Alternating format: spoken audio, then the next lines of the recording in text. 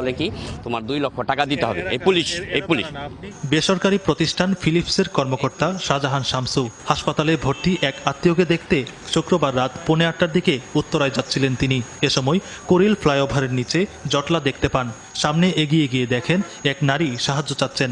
বিপদগ্রস্ত ওই নারীকে বাসায় পৌঁছে দিতে রাজি হন শাহজাহান। কিছু দূর এগোতেই তাদের আটক করে সাদা পোশাকধারী একদল পুলিশ। পরে তাদের দুজনকে এক জায়গায় নিয়ে আপত্তিকর ছবি তোলে পুলিশ। এরপর অপহরণ করা হয়েছে এমনটা জানিয়ে মোবাইল ফোনে 2 লাখ টাকা মুক্তিপণ দাবি করা হয় শাহজাহানের পরিবারের সদস্যদের কাছে। শাহজাহানের পরিবার এ বিষয়ে প্রথমে খিলক্ষেত থানায় একটি সাধারণ ডায়েরি ও র্যাবের কাছে অভিযোগ জানায়। অভিযুক্তদের ধরতে র্যাব ফাঁদ পাতে কোরিল ফ্লাইওভারের নিচে টাকা লেনদেনের সময় হাতে নাতে ধরা পড়েন পুলিশ সদস্যরা।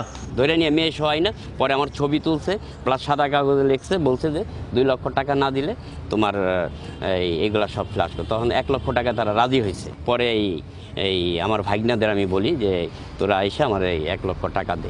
টাকা দেওয়ার আসার পরে তারপরে এই বড় ভাইরা সেই ছাড়া আইসা আটকালো আর কি। কিন্তু ক্যামেরার সামনে ওই নারীর গলায় ছিল ভিন্ন সুর। যেসব পুলিশ সদস্য জোর করে আপত্তিকর ছবি তুলল তাদের বাঁচাতেই মরিয়া হয়ে উঠল সে। বাসা একটা দুর্ঘটনা ঘটে গেছে, এটা তো প্রশাসনের কোনো দিদি না, এটা হ্যার বাসাটা আগেই সমস্যা ছিল। শত চেষ্টা করেও লাভ হলো না, কথাই ফাঁক থেকেই গেল। তাদের অন্তরঙ্গ মুহূর্তের ছবি কে তুলল, সেই ছবি পুলিশের হাতে কিভাবে গেল তার কোনো সদুত্তর দিতে পারেননি ওই নারী। র্যাব ধারণা করছে ওই নারী এবং পুলিশ সদস্যরা একটি সংঘবদ্ধ চক্র।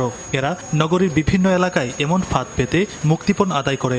পুলিশের কাছে কে দিছে সেটা তো ভাই আর আমি বলতে পারলাম না। আসন্ন বিপদ বুঝতে পেরে অভিযুক্ত পুলিশ সদস্যরাও নিজেদের বাঁচাবার চেষ্টা তদবির শুরু করে। শাহজাহানের আত্মীয় পরিজনের কাছে ভুলের ক্ষমা চেয়ে পার পাওয়ার চেষ্টা চালায় তারা, কিন্তু ততক্ষণে যা হবার তা হয়েই গেল।